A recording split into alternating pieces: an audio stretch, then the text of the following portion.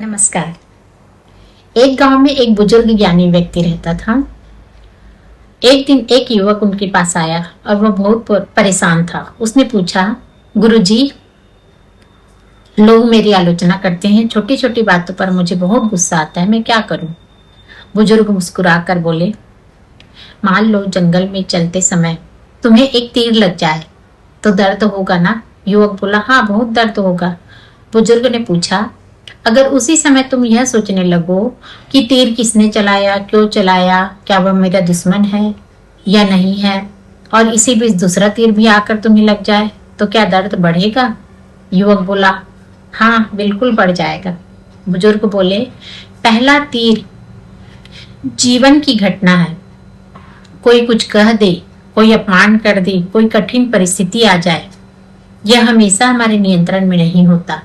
लेकिन दूसरा तीर हमारी अपनी प्रतिक्रिया है। क्रोध, घृणा, बदले की भावना और बार बार उसी घटना को मन में दोहराना, यही हमें सबसे अधिक कष्ट देता है। विपश्यना हमें सिखाती है कि पहले तीर को हम रोक नहीं सकते, लेकिन दूसरे तीर से स्वयं को बचा सकते हैं। जब हम अपने भीतर उठ रही संवेदनाओं को समभाव से देखते हैं, तो प्रतिक्रिया की जगह समझदारी विकसित होने लगती है। जीवन में घटनाएं आती जाती रहती है, आती जाती रहेगी, लेकिन यदि हम हर घटना पर तुरंत प्रतिक्रिया देने के बजाय जागरूकता और समभाव विकसित करें, तो दुख बहुत कम हो सकता है। शरीर की संवेदनाओं पर ध्यान दें। जब मन में कोई विचार या भावना आती है, जैसे डर, गुस्सा, खुशी, चिंता, तो शरीर में कोई न कोई संवेदना अवश्य उत्पन्न होती है। विपश्यना में इन संवेदनाओं को देखकर इस संबंध को प्रत्यक्ष अनुभव किया जाता है। आमतौर पर सुखद संवेदना आए तो हम उसे पकड़ना चाहते हैं, और अप्रिय संवेदना आए तो उससे बचना चाहते हैं।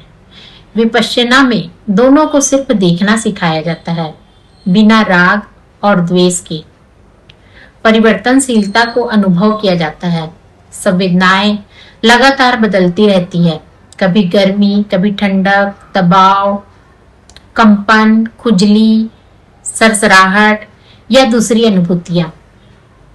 उनका उठना और समाप्त होना देखकर साधक अनित्यता, अनिच्छा को अनुभव के स्तर पर समझता है।